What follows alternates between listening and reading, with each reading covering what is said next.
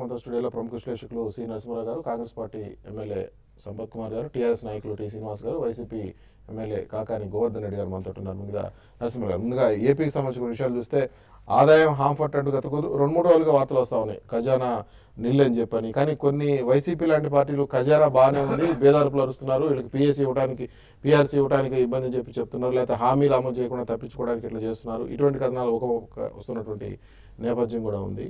ఏ విధంగా చూస్తున్నారు ఈ పరిణామాలు?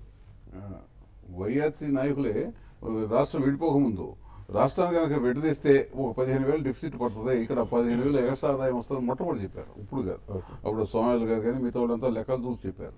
వాళ్ళ కొత్తగా ఆదాయం ఎక్కడ వచ్చింది? ఉన్న ఆదాయం పోయింది తప్ప వాళ్ళకి ఆదాయం ఎక్కడ ఉంది?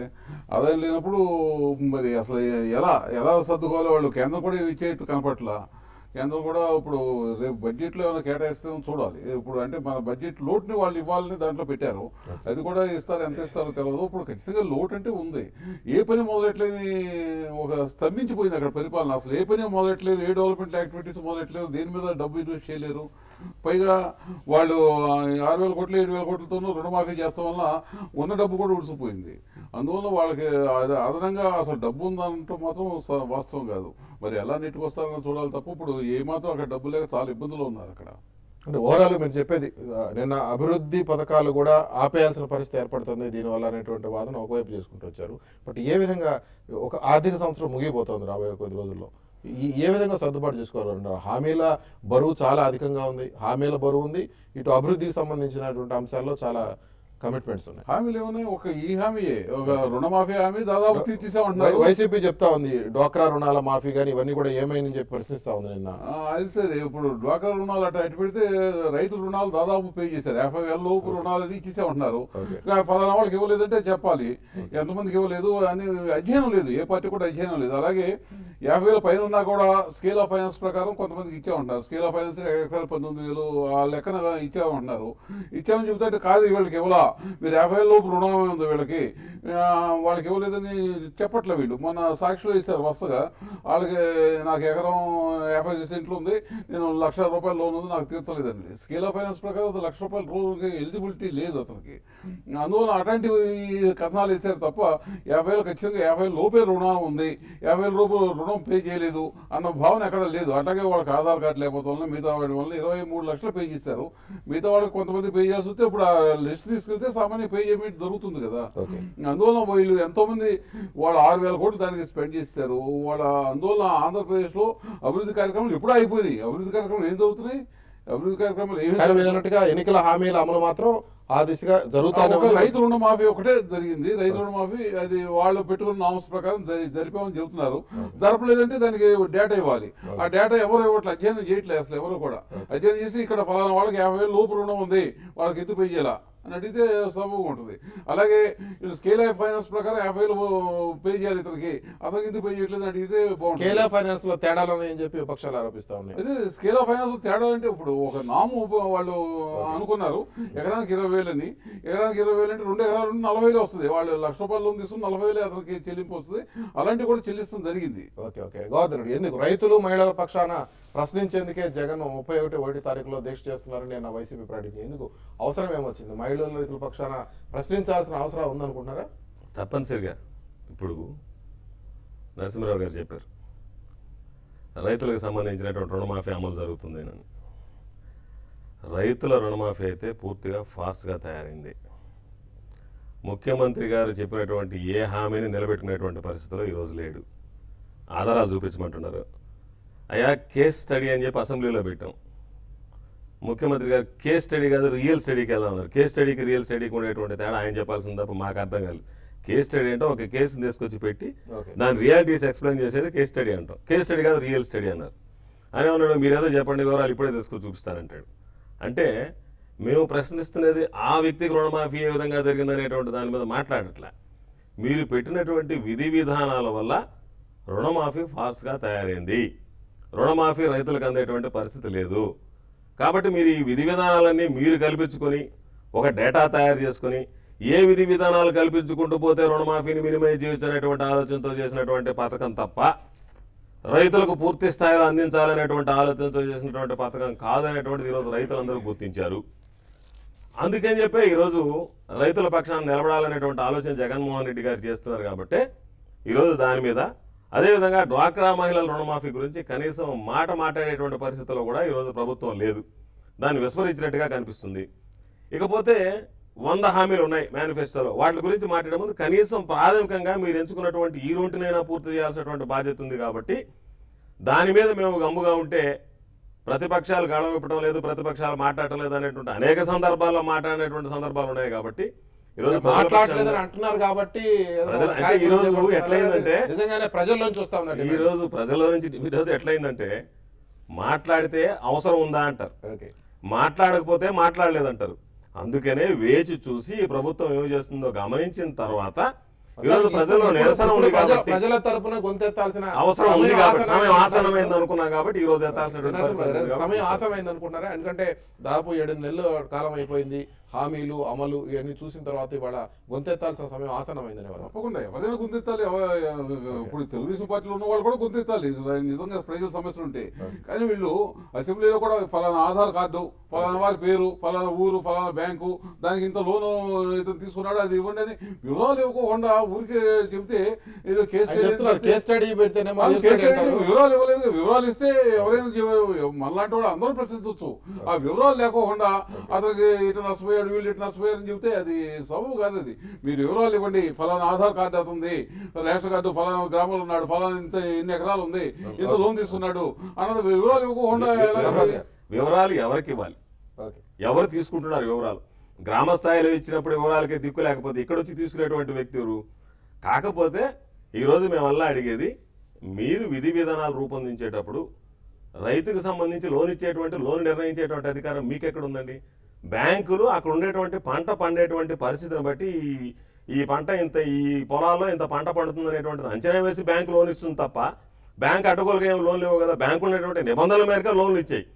మీరు ఏ విధంగా ఆ నిబంధనలను పక్కన పెట్టి మేమేదో కొత్త నిబంధనలు తీసుకొస్తాం, స్కేల్ ఆఫ్ ఫైనాన్స్ తెర మీదకి తీసుకొస్తాం, స్కేల్ ఆఫ్ ఫైనాన్స్ ప్రకారం మేము లోన్లు ఇస్తాం, దాని ప్రకారం మేము కుదిస్తామని చెప్తే అనేక సందర్భాల్లో డిబేట్లో చెప్పాం, అసెంబ్లీలో చెప్పాం, కొన్ని స్టడీస్ చెప్పాం. కనీసం ఇప్పుడు దగ్గర 70,000 తీసుకున్నటువంటి వ్యక్తికి 500 రూపాయలు వస్తుంది లోన్ పోయిన తర్వాత చేతికి. 5 ఇన్స్టాల్మెంట్లో వచ్చినప్పుడు 2,500 రూపాయలు వస్తుంది. స్పష్టంగా చెప్పాం ఆధారాలతో సహా, ఇదిగో ఈ విధంగా ఉందని చెప్పి డేటా వేసి ఇచ్చాం, ప్రతిదీ చూపించాం. ప్రభుత్వం టోల్ ఫ్రీ నంబర్లు ఇచ్చింది, కొన్ని అంశాలు చేస్తున్నారు, వాటికి మీరు ఇలాంటివి సమర్పిస్తే యాక్షన్ రావట్లేదు అంటారా? ఏమి ఎక్కడ దాని గురించి పర్టికులర్ బ్యాంకుల దగ్గరికి వెళ్తే మాకు సంబంధం లేదండి, మాకు ఎవరైతే ప్రభుత్వం నుంచి మీ ఖాతాలో డబ్బులు ఇస్తే వాటిని మాఫీ చేస్తాం తప్ప మాకు మీకు ఏ సంబంధం లేదని వాళ్ళు చెప్తున్నారు. అధికారుల దగ్గరికి పోతే మేము అంచనాలు తయారు చేసి లిస్టు పంపించేవాళ్ళం తప్ప వేరే ఉద్దేశం కాదని వాళ్ళు చెప్తున్నారు. కానీ స్కేల్ ఆఫ్ ఫైనాన్స్ నిర్ణయించింది ప్రభుత్వం కాదండి, రిజర్వ్ బ్యాంక్ నిర్ణయించింది. వరి పొలానికి 19,000 ఇవ్వాలి, మిగతా పొలానికి ఇంత ఇవ్వాలని రిజర్వ్ బ్యాంక్ నిర్ణయించింది. అంటే ఇటీవల సాక్షిలో ఇచ్చిన కొన్ని కథనాలు చూస్తే 70 సెంట్లు ఉంది, అది 1,50,000 తీసుకున్నాడు లోను. 1,50,000 లోను 70 సెంట్లకు 1,50,000 అసలు పెట్టుబడి ఎట్లా స్కేల్ ఆఫ్ ఫైనాన్స్ గురించి సంపత్ గారు? ఆంధ్రప్రదేశ్లో ప్రధానమైన ఎన్నికల హామీ అక్కడ ప్రభుత్వం అమలు చేయడంలో కొంత ఇబ్బందులు పడుతున్న పరిస్థితి, సంవత్సరం వారీగా 5 సంవత్సరాల పాటు దాన్ని కొనసాగించే పరిస్థితి రుణమాఫీ. ఇక్కడ తెలంగాణలో కూడా అదే విధమైన పరిస్థితి. బట్ నిన్న ఇంకో ప్రధానమైన హామీ పేదలకు పక్కా ఇళ్ళు. ఈ అంశం మీద నిన్న కేసీఆర్ గారు రివ్యూ చేశారు, డబుల్ బెడ్రూమ్ ఇళ్లకు సంబంధించి. నిన్న వచ్చిన కథనేమో మళ్ళీ ఇంకోసారి సర్వే చేస్తారు దీనికోసం అనేది. బట్ నేను మీటింగ్ అయింది, ఎలా ముందుకు వెళ్ళాలనే దాని మీద ఆయన మంత్రులందరినీ కూడా సలహాలు అడిగారు. ఏ విధంగా అనుకున్నారు ఈ హామీలకు సంబంధించి? బేసికలీ రాజకీయ పార్టీలు ఎక్కడైనా ఆంధ్రప్రదేశ్ కానీ తెలంగాణ కానీ సెంట్రల్లో కానీ ఎక్కడే కానీ రాజకీయ పార్టీలు ఎన్నికల సమయంలో ఇచ్చే హామీలను చూస్తే ఎంత ఉదార హృదయము, ఆయనది గుండె కాదు, ఆయనది మనసు కాదు, ఎంతో పెద్ద మనసు అన్నట్లు హామీలు ఇవ్వడం. అధికారంలోకి వచ్చిన తర్వాత చాలా నేరో మైండెడ్ థింకింగ్తో, అప్పుడు ఎంత విశాల హృదయం ఉంటుందో దానికి అడ్వర్స్గా చాలా నేరో మైండెడ్తో ఎట్లయితే ఇచ్చిన హామీలను ప్రజలను తప్పుదారి పట్టించడమో లేకపోతే వక్రీకరించడం ఎట్లయితేనేమో కానీ మినిమైజ్ చేసుకోవడానికి వారికి ఉన్నటువంటి అపారమైన రాజకీయ పరిజ్ఞానాన్ని మాత్రం అక్కడ వాడతారు. వాడి ఇప్పుడు ఈవెన్ ఆంధ్రప్రదేశ్లో కానీ ఇక్కడ మన దగ్గర తెలంగాణలో కానీ ఆ రోజు ఇచ్చినప్పుడు ప్రతి నిరుపేదకు లేకపోతే 1,00,000 వరకు వ్యవసాయ రుణాలని మాఫీ, ఆంధ్రప్రదేశ్ కానీ తెలంగాణ ఆ రకంగా. దాని తర్వాత అధికారంలోకి వచ్చిన తర్వాత మాత్రం దీన్ని ఏ రకంగా మీరు గోల్డ్ లోన్ వద్దనో లేకపోతే ఇంత ఎకరాలకు ఎంత ఇస్తుంది అని ఎన్నో రకాల గైడ్ లైన్స్ పెట్టేసి దాన్ని తగ్గించడానికి ప్రయత్నం చేయడంలో భాగంగా చేస్తారు. ఒకటి దాంట్లో సర్ప్లస్ బడ్జెట్ ఉన్నటువంటి తెలంగాణలోనే అటువంటిది జరిగింది. అటువంటిది అన్నట్లు డెఫిసిట్లో ఉన్నటువంటి బడ్జెట్ కనుక ఆంధ్రప్రదేశ్ దాంట్లో Chandrababu Naidu is very matured politician. అది రెండు ఎట్లాంటి ట్రాక్స్, ఇక్కడ ఉన్నటువంటి ముఖ్యమంత్రి ఒక ట్రాక్లో మెచ్యూర్డ్ అయితే ఆయన ఇంకొక ట్రాక్లో matured, but both are matured politicians and they can mesmerise, they can manage people అన్నట్టు. ఆ రకంగా మినిమైజ్ చేయడానికి ఏ దారులు ఉంటే ఆ దారులను వెతుకుంటే అటువైపు చేశారు, ఇటువైపు చేశారు. దాంట్లో బాగుంటే ఎన్నికలకు ముందు ఇచ్చే హామీలు వాట్ వే ఏంటి ఇక్కడ ఏంటి మీరు అన్నట్టుగా ఎన్నికల హామీలో లేవు, వాటర్ గ్రిడ్ లేదు, కాకతీయ మిషన్ లేదు, మరి అవన్నీ కూడా టేకప్ చేశారు. మరి మీరు వాటి ఏమనుకుంటారు, చేయటమా లేకపోతే ఏమి అనుకుంటారు? నేను వాటి మీద కూడా రివ్యూ అయింది. ఎస్ ఏదైతే ఉంది ఎన్నికల్లో ఇచ్చిన హామీలను అమలు పరచకుండా పెట్టినది కదా అట్లుండగా మిషన్ కాకతీయ ఒకటి, వాటర్ గ్రిడ్ ఒకటి చెప్తున్నా. అదే కాదు, తెలంగాణ రాష్ట్రంలో జరుగుతున్న ఏదైనా కార్యక్రమం, ఈరోజు కనబడుతున్న కార్యక్రమం ఏదంటే చూడండి, నేను అసెంబ్లీలో కూడా చెప్పిన, అల్లునికి కట్నం కొడుకు కానుకలాక ఇద్దరి శాఖల్లో తప్ప ఏదన్నా జరుగుతుందేమో చెప్పండి నాకు. రెండు డిపార్ట్మెంట్లోనే జరుగుతాయి. సేమ్ అంతే, 1000 కోట్లు రోడ్లు, ఆసరా, వాటర్ గ్రిడ్ అన్నీ అబ్బాయి గారికి, తర్వాత ప్రాజెక్టులు, మిషన్ కాకతీయ, ఇంకేదైనా ఉంటే అల్లుడి కట్నం. 2 డిపార్ట్మెంట్లు తప్ప మిగతా మంత్రులకి ఏమైనా పని ఉందా, ఏమైనా ఫైల్స్ వస్తున్నాయి, ఏమైనా మూమెంట్ ఉందా చెప్పండి. నిన్న ముఖ్యమంత్రి గారు కొడుకు అల్లుడు చక్కగా ఐఏఎస్ ఆఫీసర్లను పెట్టుకొని పెద్ద ఎత్తున రివ్యూ చేసినారు. నిన్న వాటర్ గ్రిడ్ మీద మీటింగ్ అయింది. మీరు అన్నట్టుగా వాటర్ గ్రిడ్ పంచాయతీ రాజు గ్రామీణ తాగునీటి శాఖ కేటీఆర్ గారి దగ్గర ఉంది, ఇరిగేషన్ ఈ దగ్గర ఉంది. కాబట్టి water both drinking and irrigation water మీద రివ్యూలో మరి ఆ ఇద్దరు శాఖల మంత్రులు కాక వేరే వాళ్ళు ఎలా కూర్చుంటారు? 100% మీరు అన్నది వాస్తవము.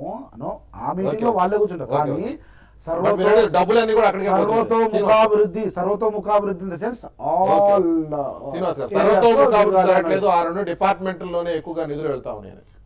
మీరు అడిగిన ప్రశ్నకు చెప్పే ముందు సంపతన్న గారు మాట్లాడుతూ అల్లుడికి కట్నం కొడుక్కి కానుక అన్నారు కదా.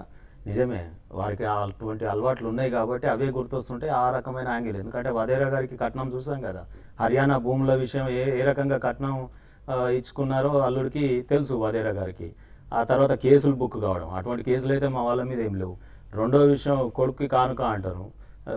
కొడుక్కి ఏ రకంగా కానుక ఇస్తుందో, సోనియా గాంధీ ఏ రకంగా ప్రమోట్ చేస్తుందో తెలుసు. సో అటువంటి వాళ్ళకి వర్తిస్తుంది. ఇప్పుడు వాళ్ళు ఆల్రెడీ చేసిన వాళ్ళు, ఇప్పుడు మేము చేసినామా చేయలేదా ప్రజలు చూస్తూ ఉన్నారు. ఇప్పుడు వారికి సమాధానం ఇచ్చుకోవాల్సిన పరిస్థితి మాది. రెండో విషయం, వారి యొక్క అల్లుడు కొడుక్కి ఇక్కడ ఉన్నటువంటి అల్లుడు కొడుక్కి డిఫరెన్స్ ఏంటంటే, ఉద్యమ కాలంలో వారి యొక్క అమెరికాలో ఉన్నటువంటి కొలువును వదిలేసి ఇక్కడికి వచ్చి ఉద్యమంలో మమేకమైనారు. ఆ రోజు పార్టీ మాది ప్రభుత్వానికి వస్తుందని తెలియదు మాకు, లేకపోతే ఈ తెలంగాణ రాష్ట్ర సాధన కూడా చాలా మందికి అపనమ్మకాలు ఉండే. అటువంటి సమస్య రాష్ట్రం వస్తుందో రాదో అన్నప్పుడే మేము ఉద్యమంలో కొడుకు కానీ అల్లుడు కానీ రోడ్ల మీద వండుకొని తిని గ్రామాన పల్లెబాట పేరు మీద నిద్రాహారాలు మాని తిరిగినటువంటి ఆయన పోలీస్ దెబ్బలు పడ్డాయి. ఈ రోజు అది గంభీరమైన సమస్య. నేనేమంటున్నా అంటే, రాహుల్ గాంధీకి లాఠీ దెబ్బలు వీపు మీద ఒకటన్నా చూపిస్తారా? ఈ రోజు కేటీఆర్ గారిని, కవిత గారికి కానీ మేము స్వయంగా వాళ్ళతో పాటు మమేకమై ఉన్నాం కాబట్టి ఒక్కొక్క పోలీస్ స్టేషన్లో మనం లేవట్టి వ్యాన్లలో ఎత్తేస్తే కేసీఆర్ గారి కూతురు స్వయాన ముషిరాబాద్ అద్దాలు పగులితే చేతులకు దెబ్బలు తగలడం జరిగింది. కేటీఆర్ గారిని గోల్కొండ పోలీస్ స్టేషన్లో వారితో పాటు పొద్దున తీసుకెళ్లి గంటలు వదిలేస్తామని మమ్మల్ని మార్నింగ్ తీసుకెళ్లి ఒక నైట్ వదిలేసారు గోల్కొండ కోటలో. మేము ఆ రోజు ఆ పోలీస్ స్టేషన్లో కూర్చొని గోల్కొండ కోటను చూసి ఈ రోజు వస్తుంది ఒక స్వాతంత్ర దినోత్సవ పండుగ ఆ గోల్కొండ కోట మీద ఆ పోలీస్ స్టేషన్ లిమిట్ లో మేము చేసుకుంటాము. ఈ ఆనాడు అటువంటి విజన్ మనం పెట్టుకొని మేము పనిచేసినటువంటిది అది సాధించినాం. అటువంటి పట్టుదల ఉన్నటువంటి వారసత్వ రాజకీయాలు జమీన్ నేను చెప్తాను స్వయంగా గోల్కొండ పోలీస్ స్టేషన్ లో నువ్వు కూర్చున్నావు. ఏ పోలీస్ స్టేషన్ లో మీరు ఏ పోలీస్ చెప్పు. ఈ రోజు మళ్ళీ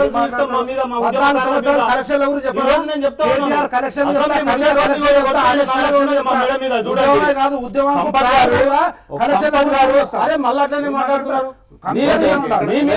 తెలంగాణ రాష్ట్ర సాధనలో మమేకమైనటువంటి నాయకత్వం మీద ఒక చిన్నగా మీరు తెలంగాణ రాష్ట్ర నాయకత్వం మీద ఇలాంటి విషయం ఆలోచించాలి. మీలాగా ప్రమోట్ డైరెక్ట్ చేయట్లేదు. ఆ రోజు రోడ్ల మీద కష్టపడి ఈ రోజు తెలంగాణ రాష్ట్రంలో అవకాశం అలాంటి అనుభవం లేదు. మంత్రి మీరు ఈ రోజు తిరగాల్సినటువంటి అవసరం, సమస్యల మంత్రి గారి దృష్టికి తీసుకురావాల్సినటువంటి అవసరం మీరేమో మంత్రి గారు మహబూబ్ ఓకే, నగర్ లేదు, ఇష్యూ వద్దులే. హైదరాబాద్ నడిపోతున్న మీరు వ్యక్తిగతమైన అంశాలు మీరు అన్నట్టుగా విజయ్ గారు you made your point. నేనేమంటున్నాంటే ఏ నాయకత్వంలో తెలంగాణ ప్రజలైతే విశ్వాసం ఉంచిరో ఓకే. ఆ విశ్వాసం ఉంచిన దాన్ని మనం అందరం కూడా ఆ ప్రజలకు మనం గౌరవం ఇవ్వాలి. ఈ రోజు ప్రజలు తెలంగాణ ప్రజలు ఏ నాయకత్వం మీద ఏ నాయకత్వం విశ్వాసం ఉంచిరో వారికి మనం అనేది సమగ్ర అభివృద్ధి జరగటం లేదు అనేది ఆయన చేసిన విమర్శ. సమగ్ర అభివృద్ధి జరగట్లేదు. సంపత్ గారిని కూడా ఏది double bedroom houses ఈ రోజు వారు ఇచ్చినటువంటి మేనిఫెస్టో, వారు రూపొందించిన మేనిఫెస్టో, మేము రూపొందించిన మేనిఫెస్టో అన్ని కూర్చొని టిక్కులు పెడదాం సబ్జెక్ట్ వారిగా, ఒక స్కూల్ స్టూడెంట్స్ పెట్టినట్టు పెడదాం. అవి ఒకవైపు మేము మేనిఫెస్టోని అమలు పరుస్తూనే మేనిఫెస్టోలో లేని విషయాలు మీరు తెచ్చిన కళ్యాణ లక్ష్మి మేనిఫెస్టో లేదు, వాటర్ గ్రిడ్ మేనిఫెస్టోలో లేదు. ఈ రోజు ఎన్నో ఇప్పుడు మిషన్ కాకతీయ ఇవన్నీ కూడా వేల కోట్ల రూపాయల బడ్జెట్ తో రూపొందుతున్నాయి. చిన్నయ్య అండి ఈ రోజు వాటర్ గ్రిడ్ ప్రాజెక్టుకి ఎంత మీరు మాకు సహకారం అందియాలి. ఈ రోజు మిషన్ కాకతీయలో ప్రపంచ వ్యాప్తంగా గుర్తింపు వస్తా ఉంది. ఈ రోజు దాన్ని పాఠ్యాంశాలుగా చేర్చుకుంటా ఉన్నారు. ఇలా గ్రీనరీ ప్రపంచం అంతా కూడా గ్రీనరీ దెబ్బతింటా ఉంది, పర్యావరణం దెబ్బతింటా ఉంది. పర్యావరణానికి మూలమైనటువంటి చెరువుల అభివృద్ధికి సంతోషం ఏంటంటే మీడియా కూడా ఇర్రెస్పెక్టివ్ ఆఫ్ చెరువుల మిషన్ కాకతీయ మీద చాలా చక్కటి స్పందనిస్తుంది. తెలంగాణ అభివృద్ధి కార్యక్రమంలో ఫస్ట్ టైం మీడియా కూడా పార్టిసిపేట్ అవుతుంది. తప్పకుండా మేము ఈ కార్యక్రమాలు సక్సెస్ అయిపోయి. ఒక్క నిమిషం అండి, తెలుగుదేశం పార్టీ ఎమ్మెల్యే విజయవాడ నుంచి గద్దె రామ్మోహన్ గారు ఫోన్లోకి వచ్చారు. ఇందాక గోవర్ధన్ రెడ్డి గారు చేసిన వ్యాఖ్య. రామ్మోహన్ రావు గారు, ఇందాక కాకాని గోవర్ధన్ రెడ్డి గారు అంటారు రైతులు మహిళల పక్షాన జగన్మోహన్ రెడ్డి గారు తణుకులో 31వ తారీఖులో దీక్ష చేయబోతున్నారు, నిరాహార దీక్ష. ప్రజల కోసం బయటకు వచ్చి గొంతెత్తాల్సినటువంటి సమయం ఆసన్నమైంది ఇప్పుడు, ఇంకా అందుకని మేము బయటకు వస్తున్నామని చెప్పి అంటున్నారు. రామ్మోహన్ గారు, ఏంటి ఆ పరిస్థితిని ఎందుకు తీసుకొచ్చారు మీరు? ఆయన బయటకు వచ్చి ప్రజలు చెప్తారు, అసెంబ్లీలో కూడా ప్రజలు చెప్పారు, అసెంబ్లీలో కూడా వాళ్ళు ప్రస్తావించారు అనేక విషయాలు. అసెంబ్లీలో కూడా కరెక్ట్ గా లాజిక్ తీసుకురాలేకపోయారు. చంద్రబాబు గారికి ప్రజలు మ్యాండేట్ ఇచ్చారు. ఆయన ఎన్నికల మేనిఫెస్టో దగ్గర పెట్టుకుని దాని ప్రతి ఒక్కటి కూడా దాన్ని అమలు పరచడానికి ఉన్న అనేకమైన సమస్యల్ని, అనేకమైన ఇబ్బందులను దృష్టిలో పెట్టుకుని ఆ ఇబ్బందుల్ని పడుతూనే ప్రజలకు ఇచ్చిన హామీలు నెరవేర్చడానికి ఆయన తీవ్రమైన ప్రయత్నం చేస్తున్నారు. సరే, ప్రతిపక్షంగా వాళ్ళ బాధ్యత వాళ్ళకు ఉంటది. వాళ్ళు రోడ్డు మీద రావచ్చు, ధర్నాలు చేయొచ్చు, ప్రజలు చెప్పొచ్చు. అంతిమంగా ఇదంతా మనం వాళ్ళు ధర్నాలు చేసినా మేము రామ్మోహన్ గారు ప్రతిపక్షంగా రావచ్చు అని కాదు నేను అడిగేది. ప్రజల తరపున పోరాడాల్సిన సమయం ఆసన్నమైంది, ఇంకా ప్రజలు అడుగుతున్నారు అంటున్నారు. నిజంగానే ఒక ప్రతిపక్షంగా బాధ్యత అని మీరు అంటున్నారు, పోరాడాల్సిన పరిస్థితులు వచ్చినాయని మీరు కూడా ఒప్పుకుంటారా? అది పోరాడానికి డైలాగులు చెప్పటం, వెనకాల రాసిచ్చే డైలాగులు చెప్పడానికి చేతల్లోనూ చాలా తేడా ఉంటుంది. ఆయన గత ఎలక్షన్ ముందు కూడా అనేకమైన డైలాగులు చేశారు, అనేకమైన కార్యక్రమాలు చేశారు, ప్రజలు చేర్పించారు. ఈ రోజున ఈ ఆంధ్ర రాష్ట్రంలో ఈ ఉన్న పరిస్థితుల్లో వాళ్ళకి ఏర్పడి ఆంధ్ర రాష్ట్ర తెలుగు ప్రజలకు ఏర్పడిన ఇబ్బందుల్లో ఈ చంద్రబాబు గారు ఒక్కడ మాత్రమే సాధించగలరు.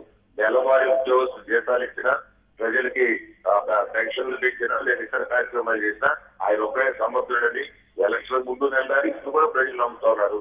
ప్రజలు ఎక్కడా కూడా వ్యక్తిగతం లేదు. మేము గ్రామానికి తిరుగుతా ఉన్నాం. అందువల్ల వాళ్ళు ఆలస్యం అవుతుందని చెప్పి వాళ్ళు ఏది తొలిక వాళ్ళు చేస్తామంటే ప్రజలు కూడా గ్రహిస్తారు. ప్రజలు గ్రహించి ఎవరిలో స్వచ్ఛత ఉంది, ఎవరిలో అబద్ధం ఉంది, ఎవరిలో అబోధకలను క్రియేట్ చేస్తే చూస్తా ఉన్నారు. ప్రజలు గ్రహిస్తారు. అంతిమ నిర్ణయంలో ప్రజలు. అందువల్ల ప్రజల్నే నమ్ముకున్నాం తప్ప ప్రతిపక్ష నాయకుడు వస్తున్నాడు కాబట్టి మనం ఏదో చేయాలనే భావనలో తెలుగుదేశం పార్టీ లేదు. చంద్రబాబు గారు ఈ 5 సంవత్సరాల లోపు ఆంధ్ర రాష్ట్రాన్ని కన్ని విని ఎడగతులు అభివృద్ధి పరచాలని, భారతదేశంలో ఏ రాష్ట్రంకి లేని వనరులు సమకూర్చుకోవాలని, అన్ని రాష్ట్రాల కంటే నిన్నైన రాష్ట్రంగా దీన్ని తీర్చిదిద్దాలని ఆయన ప్రయత్నం చేస్తున్నారు. ఆ ప్రయత్నం సానుకూలంగా అన్ని దేశాల నుంచి, కేంద్రం నుంచి కూడా సహకారం లభిస్తుంది.